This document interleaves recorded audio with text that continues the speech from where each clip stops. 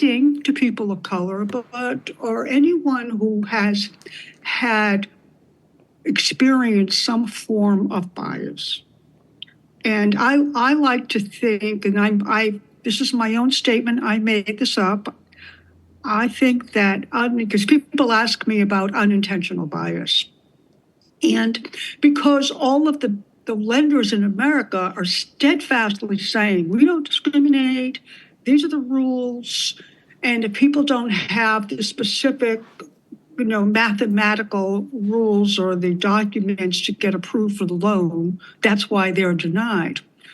And so it's only natural for some people, for many people to question, well, I'm not one of their rich customers. I'm not an entitled person. My parents came here from another country, where immigrants were not citizens. So people sense a bias because of who they are, because of their household domestic structure. They are used to doing this since their first day of kindergarten. Okay. And so what's happening is, my theory is that it's not about what a bank or a mortgage lender says or does. It's how they make the customer feel. And that's what I call that's the Anna version of unintentional bias. It's how you're reacting to it based on your lifetime of experiences. I mean, that's what I think it's all about. And the Justice Department has secured $122 million in civil action suits from banks. And when you read the press releases, and I know you're going to do your homework on this, Stelene, but the first line of the Justice Department press release says that the settlements and the civil action suits are against banks and mortgage lenders who neglected or avoided communities of color. And those are my two new buzzwords. You can't take an application from someone and not follow up, because it is your job as a mortgage lender, whether you're selling a car or whether you have enrolled someone in your class, if you're a teacher, or if you're giving them a mortgage on their house. Sometimes it's not financial. Sometimes the narrative that exists, the business relationship between the landlord and the tenant, the banker and the borrower, the teacher and the student, the neighbor when you move into a place. Sometimes what takes place has certain people will feel they're being discriminated against, or there's a bias, unintentional, or what we also call unconscious bias, because someone is giving them a window dressing, hello, we want your business. Yes. And then you don't hear from them again. And so that is kind of a non-talked about form of bias. And I am so proud and happy that the Justice Department has touched upon this, and so has the Consumer Financial Protection Bureau, which is called the CFPB. They know it. So mortgage discrimination isn't just about the statistics after the fact about who's denied. What I cover in my book is about what the industry calls fallout. So out of 16 million mortgage applications in America in the year 2021, only 7 or 8 million resulted in an actual loan origination. And so what happens with those other 7 or 8 million people? Why didn't they close? So we'll kind of split that up into a couple of different buckets here. Because of the internet, people are encouraged to apply with more than one institution, and that makes sense, especially when interest rates are volatile.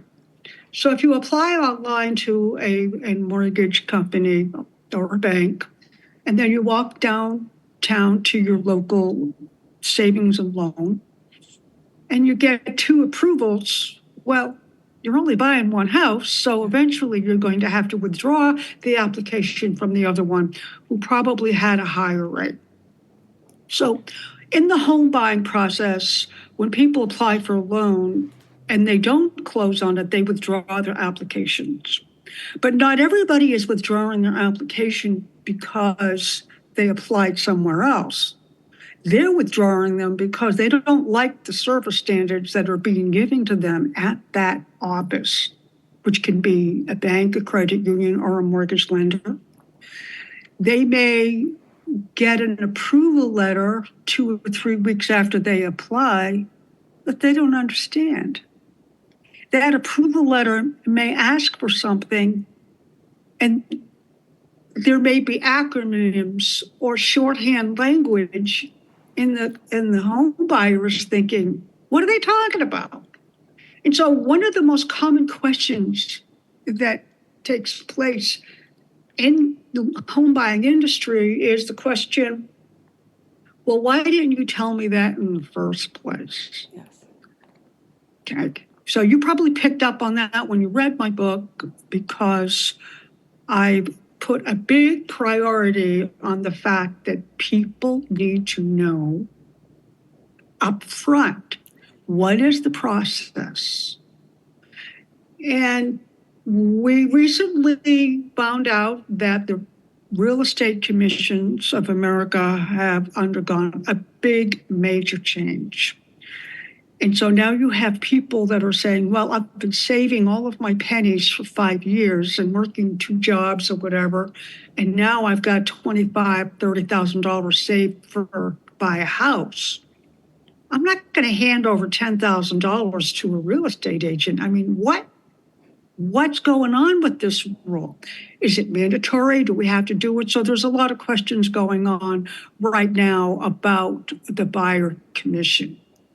And I am advising everyone, and I've done other podcasts on this, and I've been writing about this, that 93%, well, no, it just dropped from 93 to 89%. 89% of home buyer transactions in America go through a real estate company. And so for the past 40 years, that business model has worked quite well. There was 5 or 6% commission that was bundled into the purchase price. And so when people would apply for a loan at a bank, they were putting down either 3% or 5%. And if they saved $15,000 or $20,000 or $30,000, they had enough. And so what I'm advising people now is, when you talk with a buyer's agent, say, yes, I would be happy to sign the agreement, but I don't want to look at houses unless the seller's paying fee. Because it has been bundled in all these years, and now they've unbundled it. And the bottom line is, unbundling the fees doesn't really make the house that much less expensive. It's 6 of 1. It's an old-fashioned expression, but people are going to pay what the fair market value is. They're not going to pay more. If they did pay more, there would be a problem with the appraisal or with the mortgage lender. If they did pay less, if they offer less, there's going to be an issue. So in the long run, I think it'll take some time, but there's an old saying too. I'm full of old sayings today. If the new system doesn't work, people just go back to the old way of doing things. And real estate commissions have always been negotiable. That has been stated and restated by the National Association of Realtors, and they will continue to be negotiable. And also, their rule only applies to advertising within the multiple listing service framework. So real estate agents can advertise on Facebook, they can put out flyers, they can tell the world through their own megaphone, I've got a listing here and the seller is willing to pay your buyer's agent fee. but it still means that you have to sign that piece of paper. Right. That's what the difference is. So then, the home buying journey is extremely complicated. And my feeling about the real estate rule is you just add one more steep, uphill, complicated step to this whole process. And so one of the reasons why I decided to write the book is not only to build an awareness of how people of color, people who are non-citizens, people who are of lower income, they are losing the opportunities to buy a home, and the gap is much wider. But I want to explain the two reasons why we have a gap in America. One reason is because of just the operations and the service standards. Okay, so let's go back to the fallout. When I'm looking at statistics, and I love big data and I love to study data, and I look at the rate of denial, okay, because that's what's the talk all the time is what is the rate of denial. And so let me just say that hypothetically, the state of Illinois has a low rate of black to white ratio in home ownership, but they have a high rate of denial. And so I'm thinking, well, there's opportunity there, because if they have a low rate of well, it's a high gap. So if fewer Blacks, Asians, and Hispanics are buying homes in the state of Illinois, it could be for two reasons, and that is because the people aren't being helped when they apply. But then if we look at the fallout is, what about the people who just walk away? When people walk away from an application, we don't know if they really would have been approved if they stuck around. And the reason why people walk away has to do with, why didn't you tell me in the first place? People aren't given the whole story. And so all I can think about is you have to ask a lot of questions, which brings me to my favorite chapter, and that is find an advocate. Yeah, I was gonna because while you were talking, I'm okay. with the with the advisor advocate, yeah. And so I know there's one website that I believe you mentioned in the book that where people can either look up for an advocate or at least a resource to kind of get them on the path of one. Is that for every state or well, the national one is at HUD. So it's HUD.gov. But if you Google, let's make home the goal, that is the big initiative, the housing of urban development, which is called HUD. Now, HUD operates 1,500 homebuyer counseling centers, and they have 4,000 trained and certified homebuyer counselors. And so I think that the general public confuses financial education, buying a home and budgeting, and home ownership counseling. I mean, no one wants to go to that fifth grade lecture that says, how to keep track of your money and save money in your checkbook.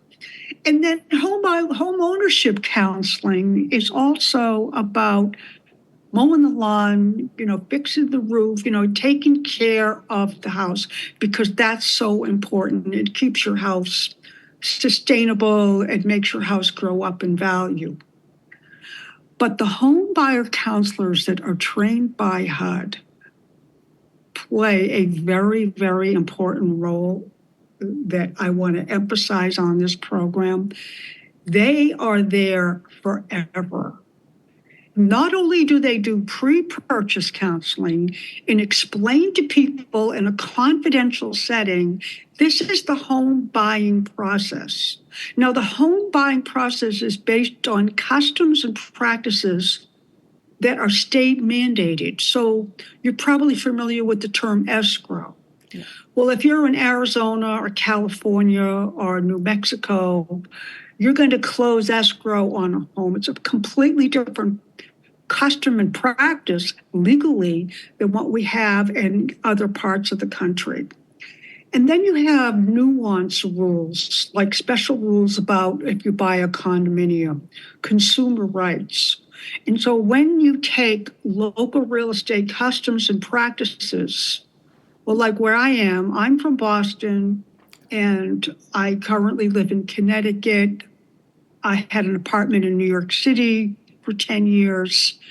And I can tell you that in the Northeast, if you buy $1 million home, you've got to have $100,000 in your pocket, because it doesn't matter whether you're buying a $200,000 house or a $2 million home. In the Northeast, you sign a sales 10% up front.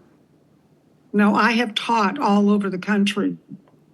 I spent 30 days in Louisiana, lived in a hotel to teach mortgage discrimination to 200 bankers. And I like to tell people that I learn more from my students than I have in all of the work that my staff did auditing loans, because my company audited over 1 million loans over a 30-year period. And so when I was in Arizona, I had my students were bankers and mortgage bankers, but all of their clients were Hispanic. So I've taught in Miami, in New Orleans, in Detroit. So I've taught in all of these areas, and my students would give me their feedback, and they would talk to me about their customers. And that's why I realized I used to walk away from all of those training sessions, which are always a week long because they're full-time programs, that minorities need to speak up and find an advocate. Because when I analyzed all of the results of the studies that my office was doing on racial discrimination, and when I think about what I got from my students, what I came away with thinking was people were so happy to buy a house, they didn't want to rock the boat. So one of the projects that my company did is we analyzed 2,000 borrowers before the 2008 crisis that were overcharged, very high rates of interest. They were all Hispanic, and they were, in the southwest part of the country. So we saw high credit scores, good jobs, good savings patterns, and I had staff, and we're all sitting around thinking, why weren't these people getting government loans like Fannie Mae, Freddie Mac? They qualified for those loans. They were steered into loans that were not good for them. And we saw firsthand, because we looked at their pay stubs. When you're auditing, you have the authority and the permission of the or the government agency that we're working for to get credit reports and verify facts. And we got a copy of the W-2 forms of all of these home buyers. And we found a lot of fraud, we found a lot of fabrication. And as you know, there was a big cleanup, because of the crisis, and a lot of rules were put into place. But I always had the same takeaway, whether I was doing an audit or whether I was teaching a class, that people weren't advocating for themselves. They weren't questioning, why are you quoting me 9% when I have a cousin, he just got a mortgage for 7%. Well, maybe I'm dating myself here, but interest rates haven't always been 3 or 4%. And so what I'm saying is I realized that when you have generations of racism what we ended up with now in the current economic day is that African Americans have a lot less dollars in home equity than white homeowners. And I put that in my book. That for every $100 in wealth from a white consumer in America, it's $15 a person is Black. And so the reason for this is because you don't have generations of home ownership. And so when white people are walking in through a house that a real estate is showing, they take their advocates along with them. They got their in-laws, they got their parents, they got their siblings, all of whom have owned a home, or even their grandparents have owned a home. And so that's why there are new programs called the First Generation Home Buyer, which give extra money, extra down payment funds if one of the applicants is the first person in their generation to buy a house. But meeting with a home counselor can serve in a way as an advocate because they're giving you that little push. They're giving you that little reminder. Do you think you ought to get a little bit more detail on that rate lock agreement? An advocate will say, when's that rate lock going to expire? An advocate will say, well, what happens if you buy a house now and rates go down? Why don't you ask your lender about the float down policy? And the home buyer is saying, float down, what are we talking about here? Because it's good to talk to someone that you can trust before you even start looking at the house. And the thing that I love about the fact that HUD has these 1,500 counseling centers spread out all over the country is because you're talking to someone who is unbiased, someone who was not part of the real estate transaction, and someone who was familiar with those local customs. What you want is a home buyer that doesn't walk away saying, I wonder if they told me I needed to get a copy of my grandparents' bank statement because he's given me a $5,000 gift because we weren't born in this country. They don't trust us. This is what goes on in the minds of people. But that, in fact, is a standard and uniform rule. But it needs to be told up front. This is where a home buyer counselor come in. They're not going to lecture you about balancing your checkbook. But so they help you help yourself in asking the questions. They help you and guide you for what to ask your real estate agent. They will help you in what questions you need to ask your mortgage lender before you sign that application. Yes, you might be asked to pay for an appraisal. It might cost $300 or $400. It might be a good idea to spend $300 on a home inspection, and here's why. They will be the person behind you when it comes time to negotiate and negotiate and negotiate. And the negotiation doesn't stop because if the home inspector finds something that needs to be fixed, you might have to negotiate, well, if their electricity isn't up to code, why should I pay for that? And then what if the real estate appraisal comes in below contract?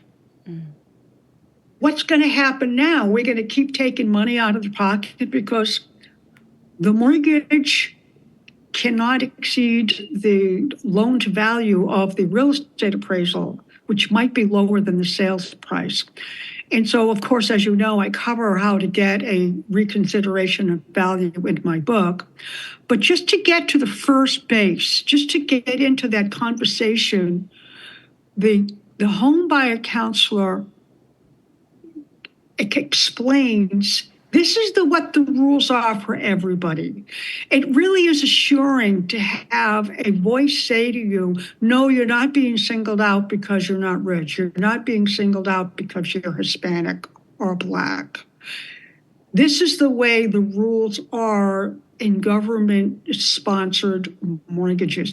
That's a good feeling to have a voice say that, because they're completely removed from the transaction. They're not making a commission as a real estate agent, and they're not making a loan decision or charging for points up front. And, people need to know, well, what is standard in the industry and what is customary where I live and what are my consumer rights. But the best part of why I really am a big fan of the homebuyer counseling is 6 months after you're in the house, there's a hurricane or a storm. 55 million people in America live in homes that are under a moderate threat to climate disaster. Guess what the HUD certified homebuyer counselors do? They also serve on the framework of Fannie Mae Act for counseling people who have had weather-related disasters. The Fannie Mae program is called Project Porchlight. The HUD program is called the HUD Disaster Network. And the people that are on the phone or in that video conference that are talking to you saying, look, this is what you have to do to file an application with the flood insurance processing, FIPS, okay, FEMA. You've got flood, you want some help. They help people process that. They also help people if they have a personal financial problem. Somebody in their family is sick, if somebody loses a job.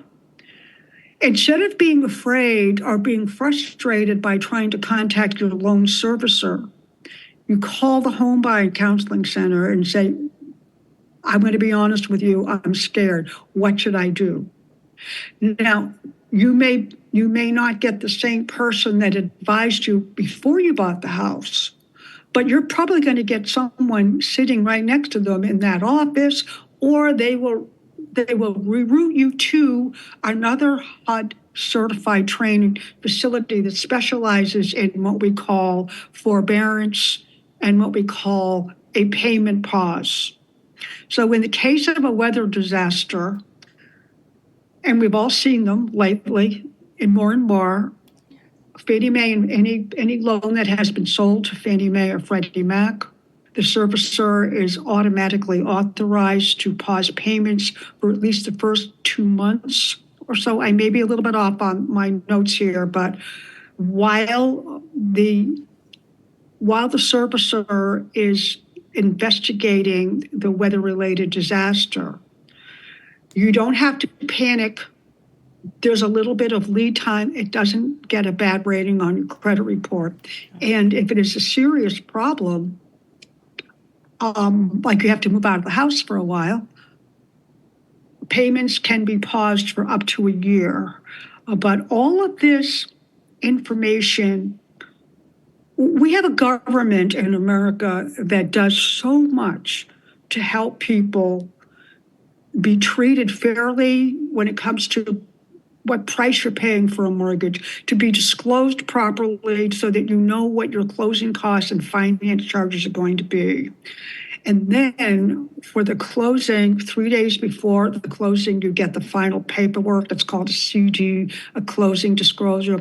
But after people live in their homes, they shouldn't be afraid to pick up the phone and call for help. And that's where these counseling centers come in. And they also work behind the scenes with Fannie Mae and Freddie Mac, there are 3 areas where you can find a counselor, but they all go to the same home, and that home is HUD. And that's, I want to say, just Google, let's make home the goal.